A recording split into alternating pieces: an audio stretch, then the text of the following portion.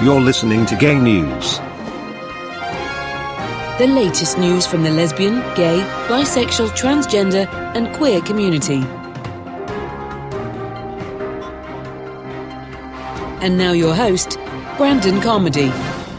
Thank you for listening to Gay News, the latest news from the LGBTQ community. Today is June 25th, 2015. I'm Brandon CARMODY. We want to welcome our listeners in the United States and around the world. Here's today's top 5 LGBTQ news stories for June 25th. Number 1, the Supreme Court.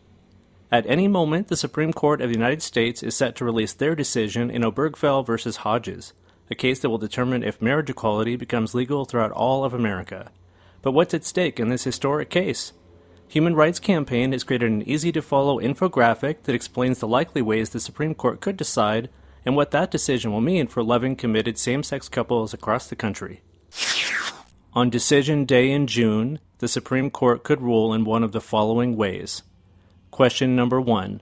Does the Constitution require states to perform same-sex marriages? Question number 2. Does the Constitution require states to recognize same-sex marriages performed in other states? Outcome 1. Question 1. If the Supreme Court sides with marriage equality on Question 1, then Question 2 is irrelevant. Marriage equality comes to all 50 states. Outcome number 2. Question 2. If the court rules narrowly with a no on Question 1, but rules yes on Question 2, some states will maintain marriage equality. Some states will again be at play to advance access to marriage equality. All legally married couples will be recognized in every state. Outcome number 3. If the court rules no on Question 1 and no on Question 2, the couples living in the 13 states without marriage equality and no state recognition are left without same-sex marriage rights. Some states will keep marriage equality rights, but some states will again be at play. For more on the story today, we turn to Gay News' Ashley Jennings. Ashley? The justices could settle the same-sex marriage legal debate for the nation if a majority finds that the U.S. Constitution prohibits the state from banning same-sex nuptials because of its guarantee of equal treatment under the law and due process. There are 6 cases from 4 states, Kentucky, Michigan, Ohio, and Tennessee, that have been consolidated into Ohio case Obergefell v. Hodges. In each of those cases, federal judges had struck down marriage bans, but those decisions were reversed by the U.S. Court of Appeals for the Sixth Circuit, which resulted in the Supreme Court taking the issue on. The High Court's decision will come at a time that same-sex marriage is already legal in 37 U.S. states, plus the District of Columbia. Many legal experts expect a 5-4 decision in favor of marriage, with Justice Anthony Kennedy voting for the 4 liberal justices, as he did in 2013, in the gutting of the U.S. Defense of Marriage Act, and in a decision that ended California's ban on same-sex marriage. If the ruling does not come Thursday, it would then likely be handed down to next Monday, June 29th. For Gay News, I'm Ashley Jennings. In our second story today, Hillary Clinton celebrates gay rights as human rights in a powerful new Pride video. The presidential hopeful's message features same-sex couples getting married or being proposed to. Democratic presidential frontrunner Hillary Clinton on Wednesday released a Pride Month video celebrating same-sex love and marriage. Speaking over footage of marriage proposals or of wedding ceremonies, Clinton says being LGBT does not make you less human, and that is why gay rights are human rights and human rights are gay rights. Here's a clip of Secretary Clinton's powerful Pride Month video. The story of America is a story of hard-fought, hard-won progress, and it continues today. I can't believe we're here. New chapters are being written by men and women who believe that all of us, not just some, but all, should have the chance to live up to our God-given potential. The reason I can't believe it is because this progress was not easily won. People fought and organized and campaigned in public squares and private spaces to change not only laws, but hearts and minds. I remember all of the thoughts that ran through my head when I started to realize that I was gay. Why me? What am I going to do? Will anyone love me? I'll never get married. That's the one that really hurt. I'll never get married. And thanks to that work of generations, for millions of individuals barriers that once prevented people from enjoying the full measure of liberty, I felt sad. the full experience of dignity, I felt alone. and the full benefits of humanity have fallen away. I'll never feel alone. Being LGBT does not make you less human. And that is why gay rights are human rights, and human rights are gay rights.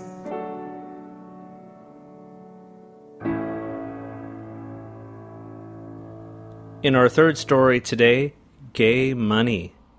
A new study estimates the LGBT market in the U.S. is worth $844 billion. The author concludes that as equal rights advance, less discrimination leads to great spending power. A new study has concluded that the spending power of the LGBT market in the U.S. is worth an estimated $884 billion. This week, figures have been released by Wittech Communications, a communication firm that has been monitoring the spending power of the LGBT market in the U.S. over the past 2 decades. Its estimate, which represents the spending power in 2014, shows an estimate of $54 billion on the 2013 figure of $830 billion. In a statement, Wittech Communications, which works in partnership with Harris Interactive and MarketResearch.com, said that it reached the figure by basing its figures on 67% of the U.S. population that identifies as LGBTQ, which is approximately 16 million plus adults of 18 years of older. The number represents the market's buying power, the disposable personal income that LGBT people have after paying tax and government pension contributions. In our fourth story today, President Obama was heckled by a pride activist. The transgender community has had an incredible year in the media and in the national spotlight. Caitlin, Laverne, and Janet Mock. The general public have cheered for these women, and LGBTQ movement leaders have enthusiastically embraced them, shared their magazine covers on Facebook, and shouted them out in interviews and on stages. This has been the year of celebrating transgender people. That is, until a trans Latina undocumented immigrant woman took center stage at a White House Pride reception on Wednesday to challenge and engage the president as he began a speech congratulating our nation's biggest LGBTQ leaders. Genesette Gutierrez is the first transgender person to publicly call out the president around immigration and the torture and rape transgender immigrants often experience inside detention centers. Gutierrez was in a room full of national LGBT leaders who gathered to celebrate the many accomplishments of the movement. You would imagine this would be a place to feel safe and validated. This was not the case. Here's a clip of what happened. Check it out. The civil rights of LGBT Americans is... Yeah, hold on a second. Okay, you know what?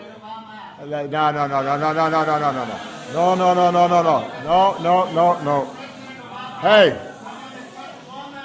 Yeah, listen. You're in my house. And you don't start. No. Come on. It's not. You know what? It's not respectful when you get invited to somebody.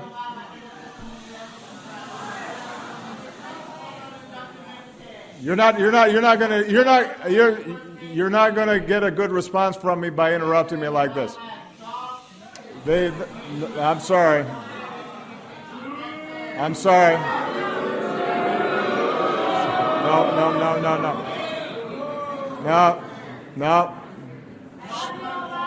No.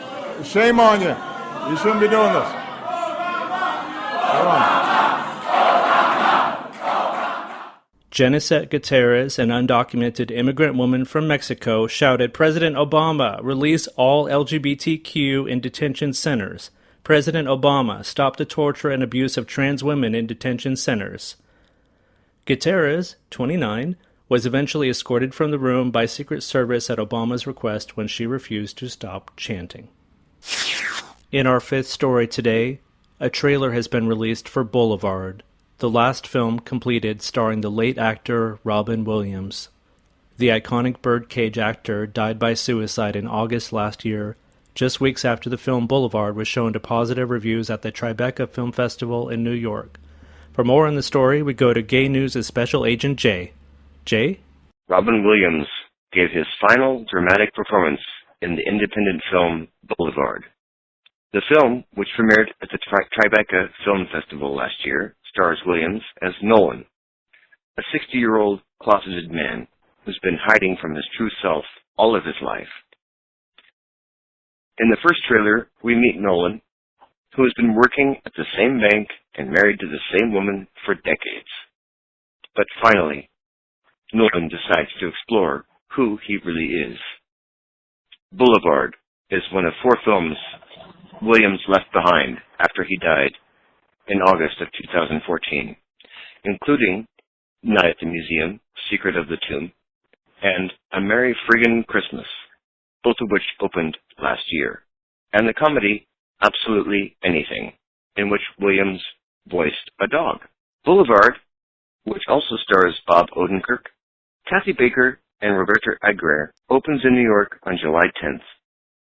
For Gay News, this is Special Agent Jay reporting from Corvallis, Oregon, home of the Oregon State Beavers.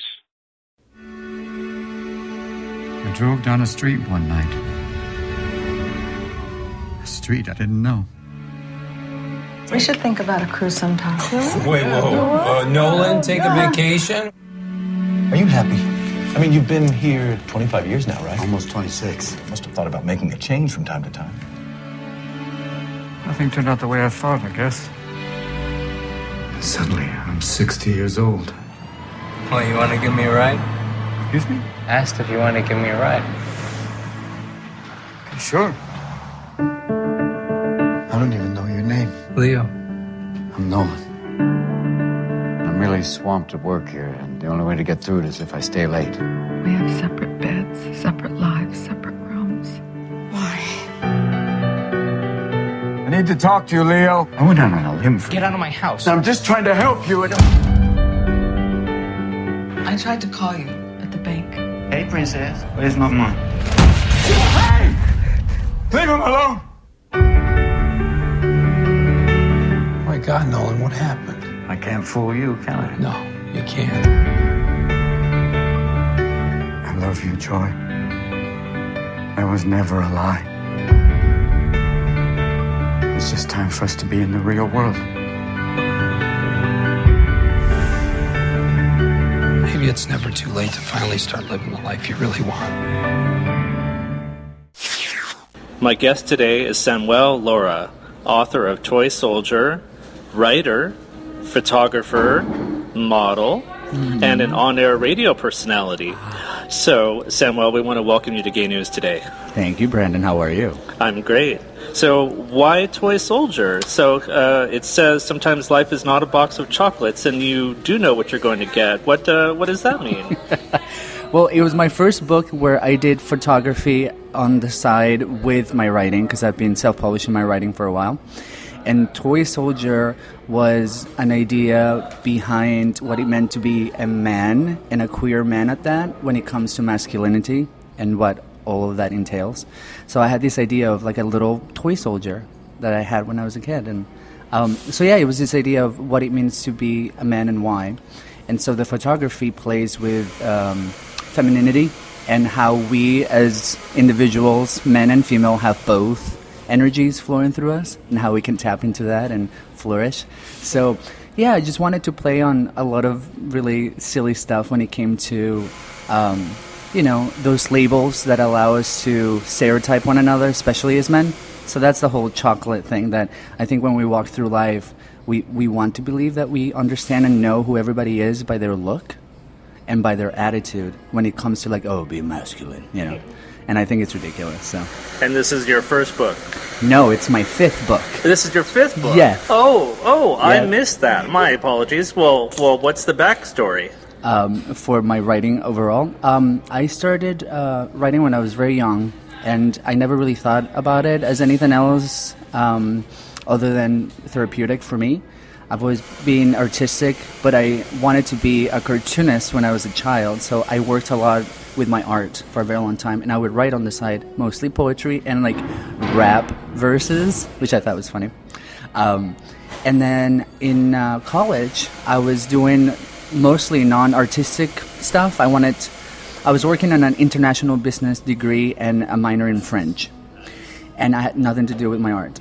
So then I took a creative writing class, and the teacher there really pushed the students to share content, which I had never done before that, and read it and let other people read your work, which was like, what?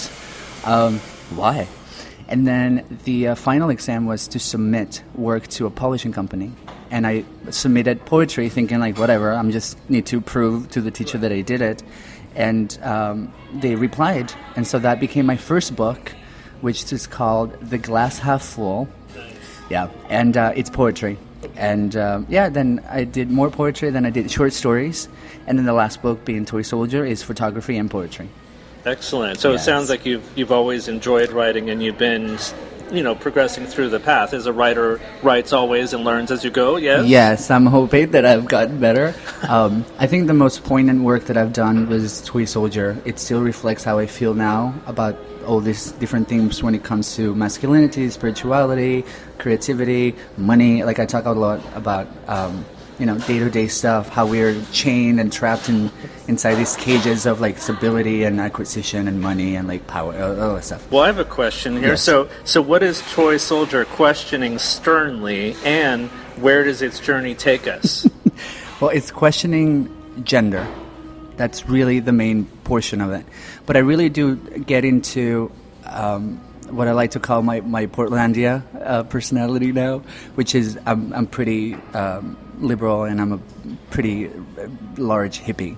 So I talk a lot about the freedom to be happy and love in the way that we feel like we can, but we're always maybe told that we cannot, because we have to pay attention to being like responsible adults and being like the men that we're supposed to be and be the gay people that we're supposed to be. And so it's like all of this expectation really takes a lot out of us. As if there's a roadmap we're supposed to follow, right? Right. And then you have all this pressure of like, having a home and having a car and having that job and, 40-hour shift kind of thing. And it's just like going like dun, dun, dun, dun, dun, dun, dun, and so that's really what I did. But the biggest journey was a gender journey for me, because I grew up in South America. My dad was Catholic and Italian, all this stuff. And I came up with a pretty misogynistic culture.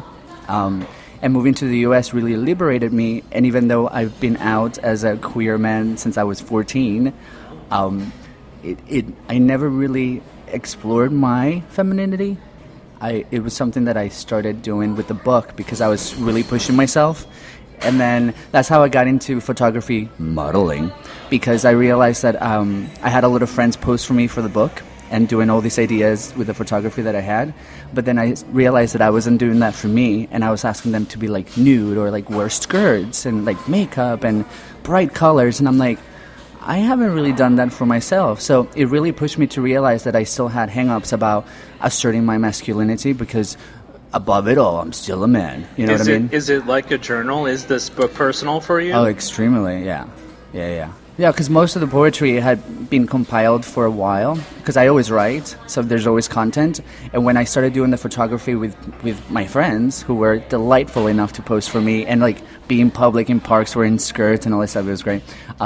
I started writing more because I realized, like, I perceived something that I hadn't witnessed before when I was behind the lens and photographing my friends, how they would react to what they were doing and what that meant for them as men, and it was great. So yeah, that's really the journey that I took with that. But it talks a lot about stuff. I talk a lot about money, and I published the book in 2012, and I had been working on it for probably 2 years, and that was the process where I went vegan.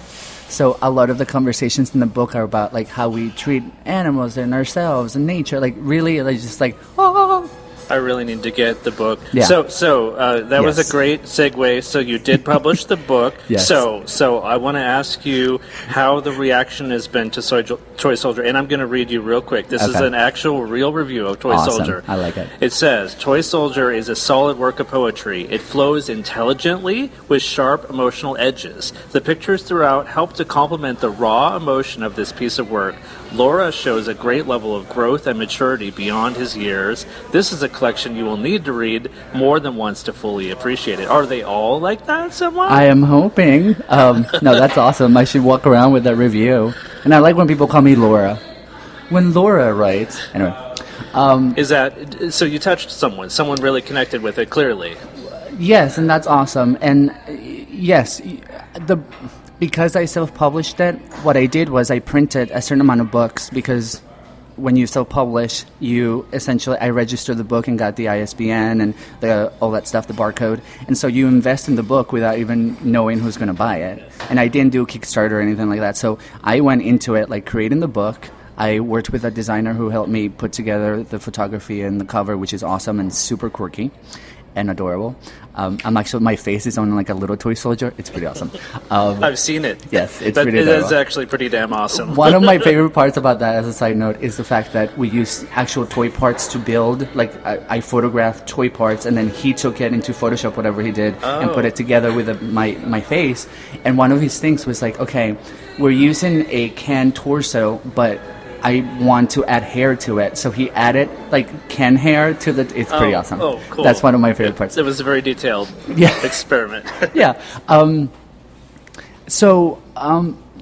printed a certain amount of copies and have been, selling them on my own or giving them away to people that I know would appreciate it. So it's not like my reach has been like enormous, because it's not really in a bookstore. I suppose, all that stuff. But now it's online as well, digitally. And what's great about that is that not a lot of people have read it, but when people read it, they really gravitate toward the content, and they're so sweet about it. Like, I've had people buy the book even before it was digital. Like, they would write to me through Tumblr and Facebook, and most of them were overseas. And I'm like, how are you? The power of the internet. And I'm like, people in France and Brazil, and they're like, oh, we love this. And I was like, that's interesting. So it inspires me, because I'm not really doing this to be like in Oprah's book club. Back in the day, that would have been awesome. The next book. Right? Maybe. Well, I have to go and own and see what happens. But, it really isn't about that. Like, when you do something that's just innate in you creatively, and you put it out there, and somebody says, hey, thank you. You just go, what? It's such a touching experience. So thankfully people have been really nice about it. And I really put myself out there, which is what people usually say when they read my writing. They go, whoa, you do realize that I'm reading this? And I'm like, I'll be honest. I found a preview site that let me see, I think, about 3 pages, and it was in the middle of the night last night, and so I got 3 pages in, and I was really getting hooked, and then it was like, wah, wah, wah, wah, or like either buy it or whatever. But I'm going to give you this opportunity for people who want to buy Toy Soldier or check it out online. Where can people find your book? Well, you can find me online through Twitter and Facebook. I'm on Facebook. My page is SILV, Silv, and on Twitter at Silv Tweets. And so if you write to me directly, I still have hard copies that I can sell. If you want a digital copy, you can go through the Facebook page or Twitter, and there's a website that works with PayPal that's called PayHip, and it allows you to upload digital content, and the book is available online as well. So I think I saw it on Amazon. Is that on Amazon as well? But I didn't put it up there. I don't even know how that works. Okay. I have no. But sure, you can buy that. So go to Samuel's sites first. Buy it through me. No. But that's great. Congratulations on Thank your you. 5th book. Yes, my 5th little baby. Right. Yeah. Now, I noticed that you were also a writer for The Examiner. Yes. Before we get into some of your recent stories, just give me the headline about your work for The Examiner. Well, I started doing that because I've been living mostly in the D.C. area in Virginia, Northern Virginia, Nova. And I stopped working for The Man a long time ago. Yes. And I thought, you know what, I'm going to do this book thing full time. And I had published 4 books until that point. So it took me a while to actually publish the last one. And I was thinking, like, I'm going to find new ways to get to write and just do that full time. So I started working for them, and the column is DC LGBT Arts and Exhibits or something, and it's changed a few times. And it was supposed to be originally about, contacting local artists and exhibits and shows and things like that, doing interviews and showcasing that. But as we know, the internet has gotten rather massive when it comes to columns and quick blurbs, and like now everything's so short, like right? The attention span of your average reader. So this has also gone through that. But long story short, it's a tool for me to be able to expose things that I find interesting. And I have a lot of artists in my life that I'm able to assist when they have projects. And, you know, it's a platform for queer artists to be out there. And it's not saying that, you know, everything has to be queer, but we're still living in a world where that's questioned and that's not really celebrated, and a lot of people are still highly closeted in different realms of artistry.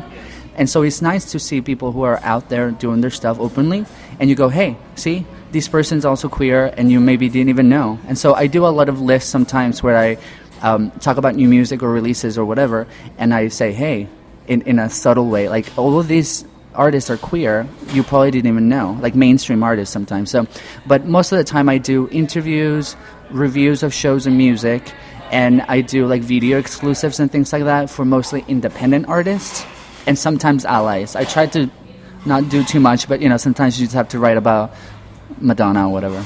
Well, whom I love. But. Well, we want to. We're coming up to the Madonna bit now. So we noticed in your recent article in the Examiner that you did a piece about the Out Holding Hands, which is an all-state LGBT campaign. So, so it's your piece. So you have the stage here. What can you tell us about the all-state Holding Hands campaign and about Eli Lib? Eli Lib, yeah. Eli Lib is a queer singer-songwriter who became popular through YouTube. He was recording covers of other artists and very talented, beautiful voice, and became popular through that. And then he started doing his own music. And recently he became popular because one of his videos went viral. It's called Young Love, I believe. And, you know, a queer affirmative video. So he's starting to build a fan base. And so Allstate contacted him because they wanted to have somebody who was approachable with the youth and the internet generation. And this campaign is a celebration of Pride Month, June. And what they're trying to do is to, you know, Allstate has that whole thing where they say, are you in good hands? So they're obsessed with hands. So this is called Out Holding Hands, and you can use the hashtag Out Holding Hands through social media. And it's a means in which they're trying to explain that even holding hands for queer people is a huge deal in public. That's not something, you know, PDA is not something that is okay for a lot of people in different areas. And we're talking both about the comfort level of people holding hands and the consequence of people watching them hold hands when they're not okay with homosexuality or whatever.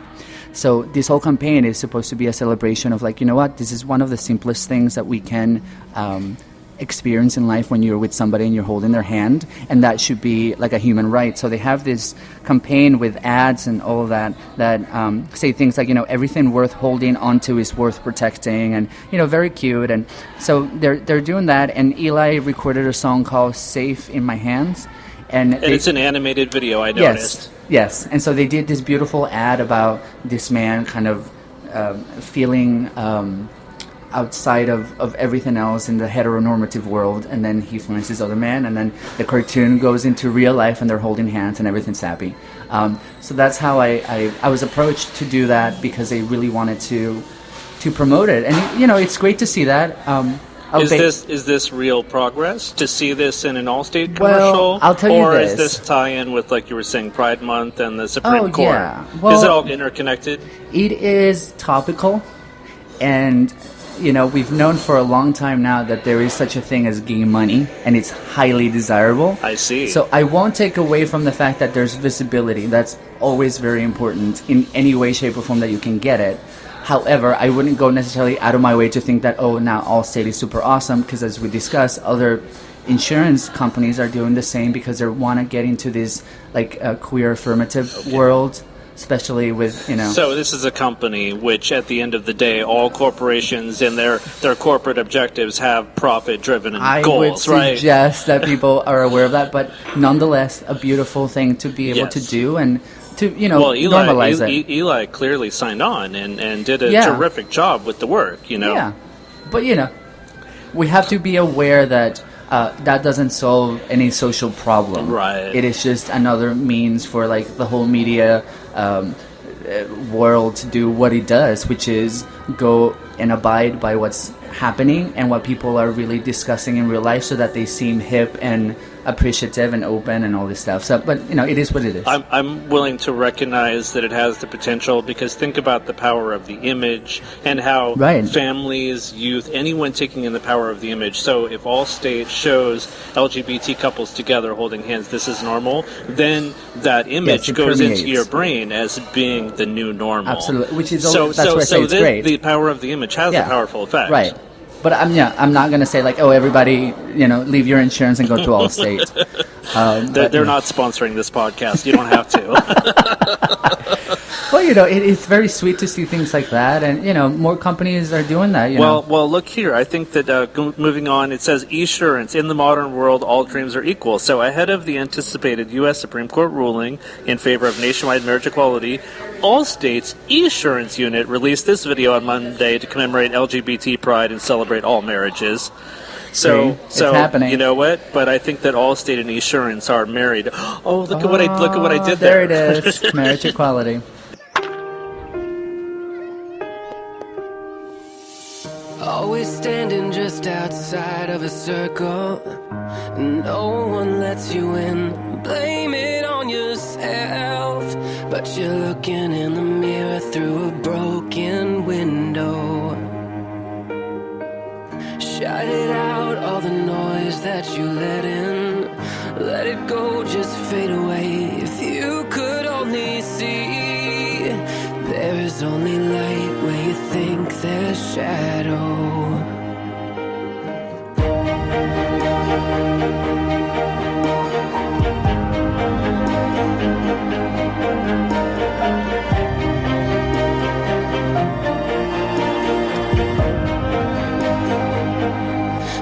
Take my hand, let them stare. I'm with you, I don't care.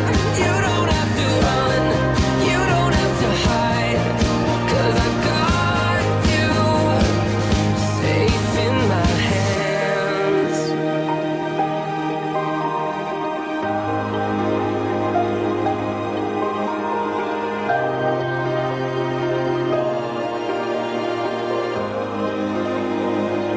Safe in my hands.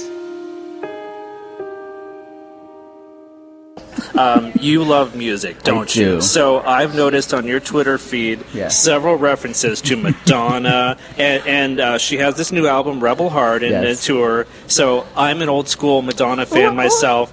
Of course, my favorite song being Frozen. You know what? That's that's an epic. I love that song, so I'm so glad that you mentioned that. I love Frozen. Okay, so we're on the same page. Oh, totally. There.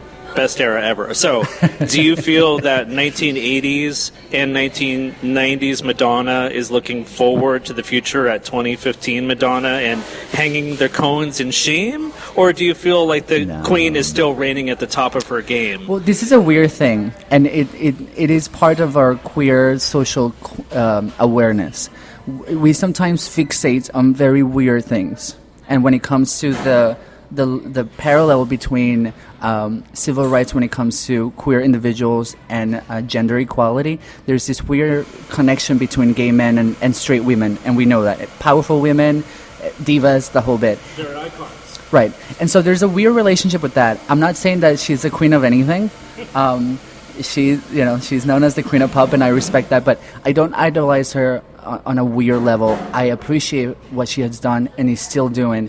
One of the things that I appreciate about this current era, not a shameful era at all, the album is great. They're varied, very poignant in a lyrical manner. I like Heartbreak City. Heartbreak City. Isn't that beautiful? Cool. Yeah, it's cool. And Ghost Town and all the songs. Yeah. But then you have, and I'm not even going to mention her age. Everybody keeps mentioning her age. At the age, whatever age she has been always, she pushes past what's expected. And she has been one of the very few public figures that's like internationally known that keeps doing that. And it still irks the hell out of everybody because women are not like, still to this day, just like the inequality with queer people and like racism, all that. Gender inequality is a real thing. It's palpable, and it's so disgusting. And my thing about Madonna is that everybody still kind of holds her to the standard of like her age. And I think that it's more noticeable now because she is older, and to a lot of people in the past when she pushed when she pushed all these things and was making people feel awkward, she was still young and desirable. And there's that level of objectification that happens with women that it's like, okay, you can do whatever you want and you can irk me, but I still want to, like, right? And now that she's older, to a lot of people, they don't want to admit that she's desirable physically because, women shouldn't age. So now it's more palpable that, like, when she does something, it's like, ugh, that old fart. And it's so obnoxious because she really is one of those, like, people who keeps going at it. And she's like, you know what? You're expecting me to act like a whatever-year-old? I'm not going to do that. And, like, she has a new video that's awesome. And people are like, why is she dancing? Why is she doing dance music? Like, give it up. And it's like, Madonna has been doing dance music for 30 years. She's not suddenly going to stop and turn into, like, Barbra Streisand. You know what I mean? Like, all of these artists do what they do. And Madonna has always been doing this stuff. So I think it's so important to have somebody like her out there because she's still leading the pack when it comes to, like, you see all these young performers when they're female. They're all versions of Madonna in some way or another. Not because Madonna created or whatever. She just happened to be one of the first who pushed a lot of that stuff. And the sexual aspect and nature of women in popular culture is very much in thanks to what Madonna has done for the last 30-some years. So it's like... And she's made some pretty strong statements lately about how she still feels there's inequality amongst women. Yes. And she relates that, you name it, to the entertainment industry, music, the workplace. She says that starting with her role in the 80s, women have gotten less than their fair share the entire time. Oh, absolutely. And I think it's so weird because you look at her and then you look, and, the same thing with women happens all the time, which is so disgusting. Mariah Carey is going through that process as well, that she's been making the same music that she's been making, and she does her thing, and people are like, oh, give it up. You're like, you should just, like, rest up and die. And it's like, we don't talk about men in the same manner at all. Like, you don't hear that about Paul McCartney, who's, like, way older than all of them. Because men age gracefully, right. And it makes them more masculine. Well, that irks me about Paul because, I think he's like 73.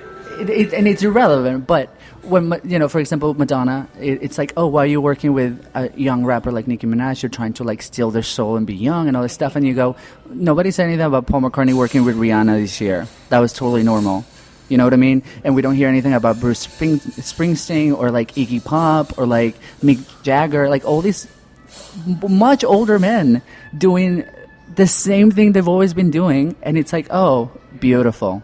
And it's like, that's so disgusting. That's still okay. That was actually one of my favorite jokes that Jimmy Fallon tells in the movie Almost Famous. Remember, he plays the band's manager, and he literally is like, do you think that Mick Jagger is still going to be out there doing this at 53? And the audience was roaring up laughing because Mick Jagger is still out there at 53 doing this, Way older than 53, let me tell you. Yes. So, that's why I appreciate Madonna. And, she's going to tour and do her thing. I think that she's gotten to a point where people like her secretly and they don't want to admit it publicly because it's like, who wants to listen to a 50-some-year-old woman singing pop music? But she still has a pool.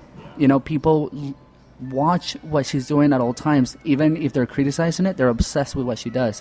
And that type of brand is so bizarre because this is somebody who's been doing this since, like, 1983.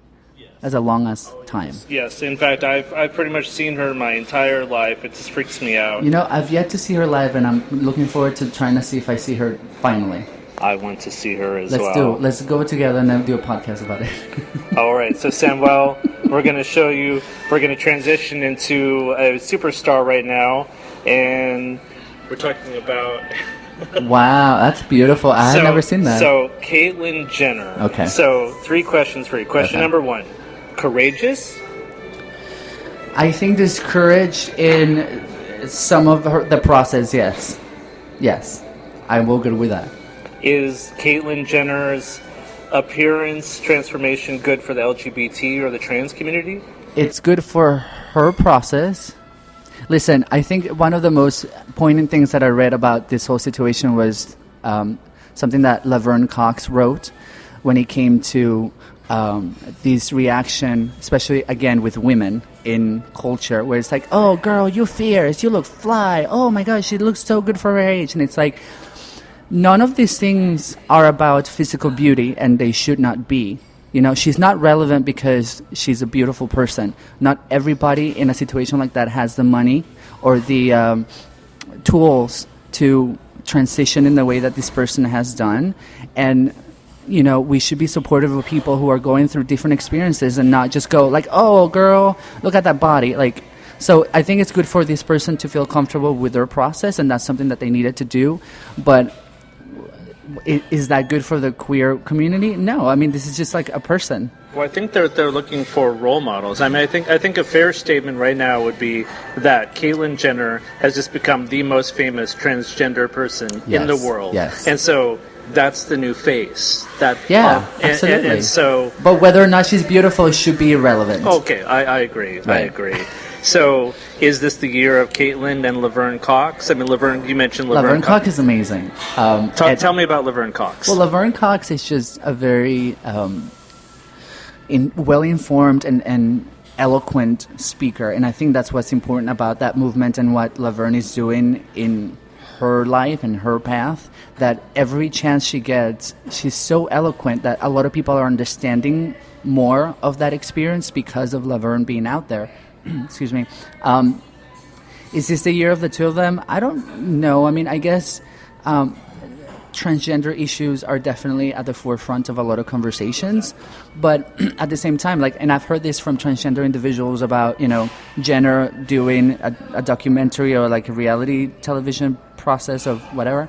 They were talking about transgender exploitation and what this means, especially because, again, not to sound super PC and political, but we're talking about transgender women, and we're talking about a rich, conservative, Republican, white, transgender woman who had the means to look the way that she... So this is not the everyday experience of your average person suffering gender dysphoria, going through all of that doubt and everything. And so it's almost like the all-state conversation. It is great to have any type of visibility, but I think that we have to be very wise about creating conversation in the day-to-day in the community and outside, so that people understand it's not about now we're going to idolize this famous person. It's no, let's try to see what her experience, her experience can shine a light on other things that are happening with people within the community, so that the community at large, the world at large, can see oh, this is okay, and these people deserve their own happiness, and it's not again about now Jenner is going to be a reality TV personality. So that's my take on that. I will support it if it's good. If it's good for the community at large, and if it helps somebody to see that famous face come out and say, I watched the entire Diane Sawyer interview, and I got to be honest with you, it took a lot of guts. There was a moment where Diane Sawyer said to Bruce Jenner, "Are you doing this for the publicity?" And my favorite part was, "Oh no, Diane, we would never do that." And then through this 2-hour interview, you learned about all of the pain and everything, and literally trying on children's dresses and everything secret while in this marriage. And so I was really surprised at the honesty of that interview, and I don't believe it's a publicity stunt. I think that Caitlyn really went through an incredible amount of pain, and now coming full circle to become Caitlyn Jenner is there's no going back now, that's for sure. No. But, what's so interesting about that situation is that this individual happens to be tied with a family that has made a life out of the glorification of, nonsense. And so it's... Right. And so it's it's hard to take it seriously, especially because in this day and age, reality television is the most trite and disgusting thing that has ever happened to anything. Reality TV is just trash. And it's a tool, obviously, because people watch television, and when content is put out there, people gravitate toward it. But it's so difficult to take it seriously when you're going to do a reality television about this very important transgender icon or whatever you want to call it now. And it's where is it going to go? Is it going to be a transgender Kardashian now? Well, let me put it to you this way. My mom is super into this, and she is not into queer things. So the fact that Caitlyn Jenner has captivated my mom's attention, she's got it made. Right. I mean, there's a captive audience right there. Now, would you say that your mom is part of the Bruce Jenner generation? Are they the similarities? Absolutely, absolutely. It remembers the whole Olympics, decathlon. So I think that's this is a real thing. shocker. Right. Yeah, that's the important thing about this particular situation and this person's path. That people that of that generation probably don't know of the Kardashians and have no idea that he was even related to the family.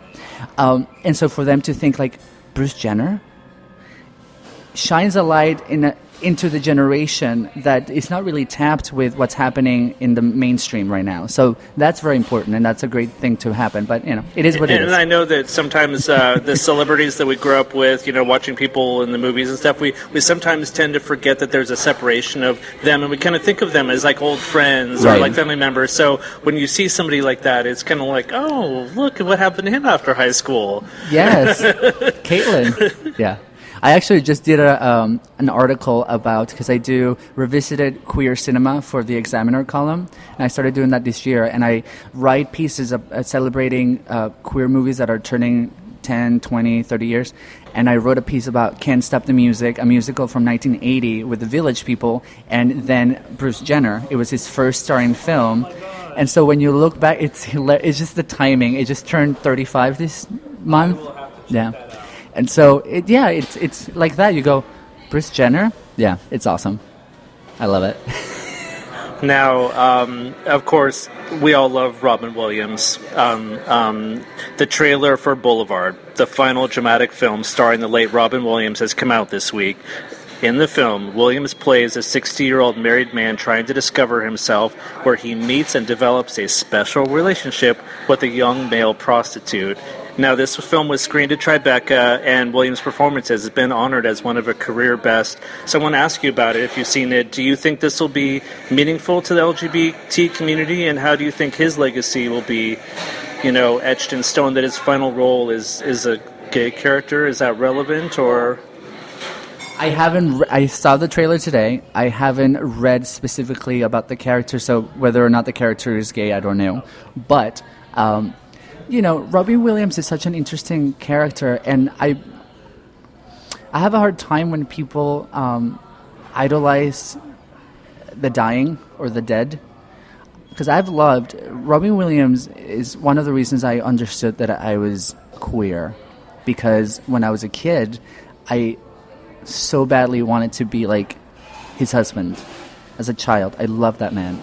Tiny little furry man, frantic as he could be. Robin Williams has really touched you. Like, he was a beautiful person. I remember just most of the films that I watched when I was a kid, and obviously not the hard stuff when I was a kid, I was just like, and then I was obsessed.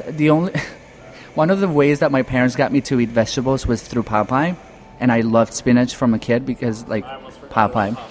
And when he was Popeye, I was like, done. Like, this is it. This is the man of my life. I love that man. And there's something so sweet about everything. If you watch the trailer, you get to see that Robin Williams, that wasn't out there for a while because he was making mostly like small comedies, once he hit a certain age. And it was tough for me to see all these people like, oh, what a loss. Like, and I'm like, where have you been? Like, why haven't we been celebrating this man when he was alive? So that was tough for me because I always loved him. He's done so many queer things in his career.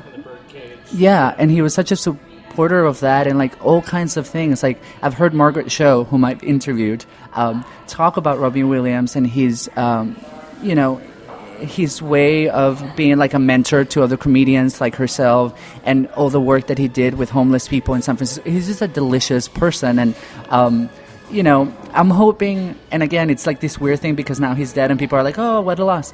But maybe an Oscar nomination will come out of this, and they'll be like, oh, which, he deserved when he was alive. He did a lot of great work in the last 15 years and people didn't really care for. And especially when he got really serious, like 1 Hour Photo and things like that, those were good films. And he was so transformed and people didn't really talk about that stuff. Some of those roles, Dead Poets Society, absolutely slayed me. I don't think I've ever cried. Even when I got divorced, I didn't cry as much as when I saw Dead Poets Society and What Dreams May Come. When he loses his wife. So there's a certain pain that I have seen in the eyes of Robin Williams before in his roles, and in this brief trailer, I know we haven't seen much of Boulevard, it's there. And so if they're going to say this is a best ever or this is Robin Williams at his best, I'm gonna give that a thumbs up because I want to see this film. All right. Well, and he deserved, it's one of the things like sometimes the Academy and all these different things do that. Like they'll celebrate people for their whole career and not for parts that they should have. and he deserves so much more love than he got. So yes, I agree. And I would be remiss if I didn't mention that he was funny. I mean, inside all of that pain, there was no one funnier than him. I actually saw the last episode of The Tonight Show with Johnny Carson, and Robin Williams was on there, and he slewed it. He closed the curtain on the Johnny Carson era. You know? Oh, he was a frantic, humorous man. Like, oh, so he's Speed. Like he was he was so much farther ahead than most people. Like you have to in order to keep up. Like if you were watching a stand-up show that he was doing, it was like I need to watch this like 5 times to even get all the jokes and things because he was so intelligent. Yeah, Birdcage was perfectly suited to those humors. Or like the genie in Aladdin. Like that character was perfect. He was in Hook. I mean, as cheesy as Hook is. Hook was amazing. What are you talking about? Julia Roberts is freaking Tinkerbell. We part ways. We go Siskel and Ebert when it comes to Hook. No, but I'm glad that you mentioned What Dreams May Come because that's one of my favorite films of all time, and he was so good in it. And that film did nothing. And I was like, this is one of my favorite films. Everybody should watch this. Well, I made the mistake of renting Patch Adams because I was told that Patch Adams was a comedy. And so I actually gathered the whole family together. We had dinner. We set up a fire in the fireplace. And halfway through What Dreams May Come and the whole thing where the girl... it's like, whoa. Yeah. But then again, I could have Googled that man's life. Now, closing the curtain, Robin, we love you. We're looking forward to Sing Boulevard. Yes. Now, there's some big things going on with the Supreme Court right now, Samuel. I've heard. So the Supreme Court decision regarding gay marriage could come any day now. Mm-hmm. I would like to ask, what is your prediction for the Supreme Court will rule on gay marriage? And if they do, how do you see this country changing? I know these are big issue questions. I personally don't think it's a big issue. I understand why a lot of people feel like it is. I think that this is... Okay, to answer your question before I go on a tangent. I think gay marriage is going to happen across the board. It's happening internationally in places that people didn't even think it would happen. So as backwards and effed up as America is, it's coming and it's going to happen and it's going to be great for what it is. But for me, how is it going to change? It's going to affect a lot of people who still have very traditional values. That's the importance of the marriage conversation. It really isn't a priority for me. I think that there are so many other issues happening that are more important, and people focus on that because they still want to normalize what gay means, and marriage allows you to do that. I think that's the importance of that. And sure, a lot of people will, again, like we've said about a bunch of stuff during this interview, they will see that, they will see how normal it is, and they will start accepting it through their terms and their values. But to me, like, there are other conversations that should be happening, and a lot of laws that should be put in place that exceed the importance of marriage. I get the importance of marriage to a certain degree, but it's like workplace protection, hate crime protection, like all this stuff that is happening. It's a huge distraction for me because I personally see it clearly that it's like we're trying to normalize gay so that people can swallow it easily and make it seem like, okay, well, the experience of queer people is not all the same, and all of us don't want to get married and have 2 children or 2.5 children and a dog and a fence and all that stuff, but most people are buying into that because that's the easiest way to do it, so I get it, but it's really not a big issue for me. So you're saying right now the headlines are being dominated with what's happening with the Supreme Court, but it's missing all of the relevant other issues that affect the community, and you're talking on the international level. Oh, of course. I mean, there's still whole countries and states in this wonderful place where, you know, we're not protected at all, and people are being murdered and killed every day, and it's like, marriage is your priority? Okay. So to me, it's like a hit or miss. Again, I understand the importance of it on a big level, but it's a huge distraction, and I think the media does that often, and they'll pick something, and it's happened with gender equality, with race, and it's happened with queer rights, that we'll pick something that's the least, like, that's the most tame, and then we'll go with that for a long time, and then when people get fed up and tired, they'll add something else, but it's so behind the times. Like right now, we should be so much farther ahead, and like marriage, it's like 20 years ago, as far as I'm concerned. I think my prediction is that this will take its place in a historical context, like when women attained voting rights in the 1920s, the civil rights movement for African Americans in the 1960s. I think 2015, or if this thing goes through some legal challenges, hiccups into 2016. Let me tell you, I'll tell you this. I wrote my research paper in high school about gay marriage, and it was over 10 years ago. Like, I'm so done with this conversation. But, I think it'll be important when it happens for a lot of people who are very archaic in the way that they think. They're still very... And I get it. There are a lot of people who are far behind when it comes to this. And it'll do what it does. But so many more conversations should be happening. I think that we do need to have this happen, have the Supreme Court establish this so that we can get into the I guess next I'm phase. impatient. The pace doesn't appeal to me. Like, the pace of the conversation at a national or international level, it's so lethargic. I'm like, come on. Let's talk about important stuff. Like, again, protecting people as individuals. Not all of us are going to be married. Well, and how about this? There are still states where you can be terminated from your that's job what I mean. just for being gay. You're not a criminal. You haven't done anything other than identify who you love. Hate crime laws. Like, there's still places where you can be beat up and killed for being queer, and you're not protected. Okay, so that's my challenge to you. As soon as the Supreme Court rules, you and I are going to take these on. Come on the internet. Well, through a podcast, of course. No, it's important to the conversation. Yes, absolutely. I mean, the everyday. This is why podcasts are amazing. Well, we thank you so much for coming on Gay News. Yes. This is it says Sam's discretion. If you feel that there's any topic we haven't covered, anything you want to throw out there, it's your open mic. Oh my goodness. I don't know. Wait, have we already gone through like a lightning round? Is that what we did?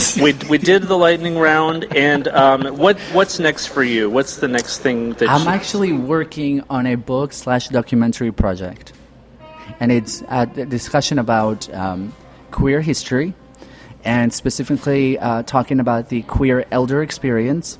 We're talking about people in their 60s, 70s, 80s, 90s who have obviously been part of a different culture and they're still around, and how we deal with them in society at large when it comes to intergenerational relationships, when it comes to retirement, people who maybe didn't think they were going to live that long and they're still around, but they don't have a support system. And so, you know how society can be, you get to a certain age and they just want to put you in a home kind of thing. And so I've having a lot of very interesting conversations with queer elders about that and how they feel, you know, in the current state of things. They feel like there's a certain disconnect. So, and again, because a lot of us are not interested in marriage and children, a lot of them, you know, what they have is a selective family support system. And so what does that mean when it comes to housing for certain people with illnesses, certain, you know, all kinds of stuff. So I am planning on compiling a book about these stories, and I'm hoping that through the process, because I'm interviewing individuals and going to their homes and stuff, that I'll be able to document it visually and make something out of that. So that's still in the works, but if not, I'm the column's still up. I'm hoping to start my own podcast. We'll see about that. I was going to ask you about that. Are we potentially going to do a show together in the future? Sure. I mean, this is the experiment to see if it works. We know it works. I think the chemistry's there. Yeah, so we'll see. But outside of that, it's, you know, it's open-ended. Well, you were a delightful, delicious human being. Thank you, as are you. Samuel LORA, the author of Toy Soldier. Thank you very much for being on Gay News. Yes, thank you. Ta-ta, Clarice. Bye. You've been listening to Gay News. Today is June 25th, 2015. I'm Brandon Carmody. Special thanks to our news team, Ashley Jennings and Special Agent Jay. Very much appreciate our special guest, Samuel LORA, the author of Toy Soldier. Be sure to stick around tomorrow. Coming up is Mark O'Connell, the author of Modern Brides and Modern Grooms. And now, as always, we hope that all of you have a very good gay.